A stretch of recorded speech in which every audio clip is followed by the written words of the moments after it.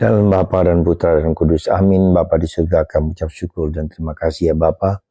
Kami semakin mendekati masa peristiwa Paskah, penderitaan, wafat dan kebangkitan Kristus.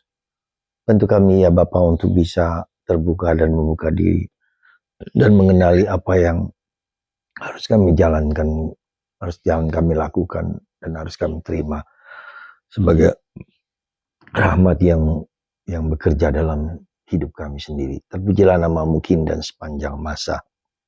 Amin.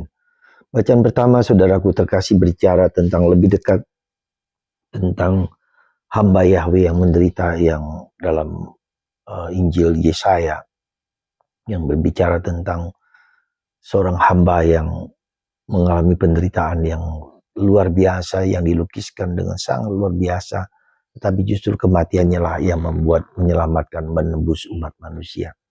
Dan itu kita lihat kepenuhan nubuat perjanjian lama ini dalam diri Yesus yang akan kita rayakan, kita imani, kita dalami dan kita hayati tentang Yesus yang sungguh mengorbankan diri bagi keselamatan kita manusia.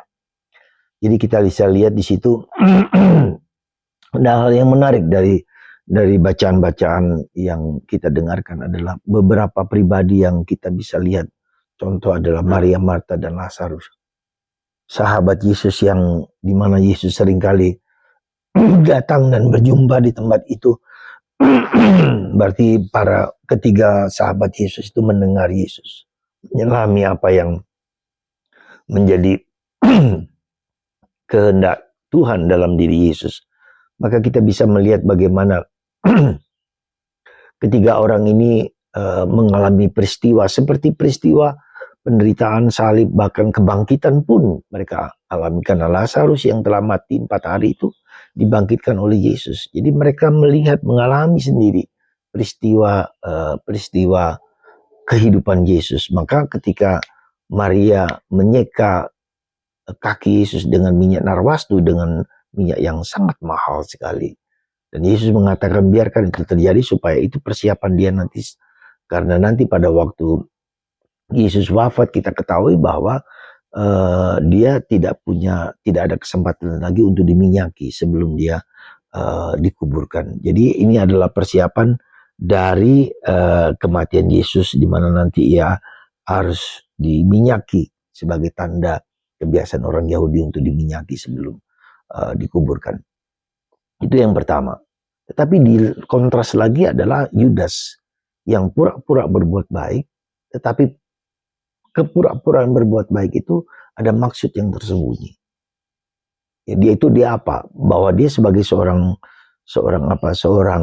bendahara dari para rasul, tapi kemudian dia justru menggunakan uang itulah untuk kepentingan pribadi. Maka dia dianggap dituliskan dia sebagai pencuri. Ya.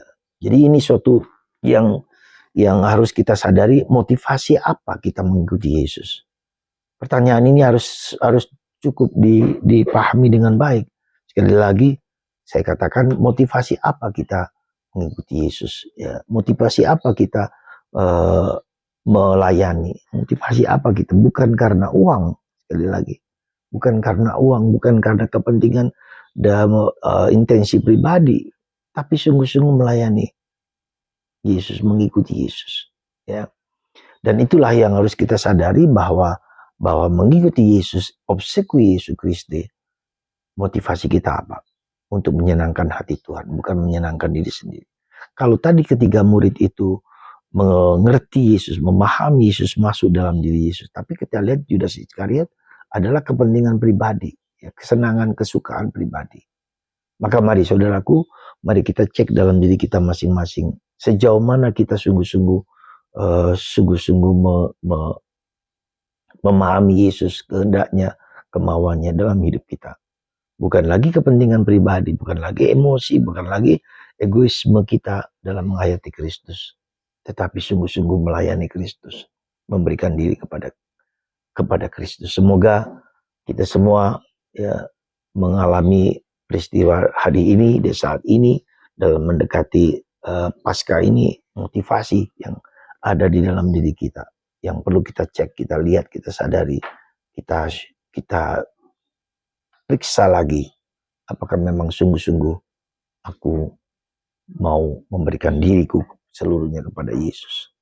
Semoga Tuhan memberkati Anda dan kita semua supaya kita mengorbankan diri untuk mengenal, memberikan diri kepada Kristus. Tuhan berkati Anda semua.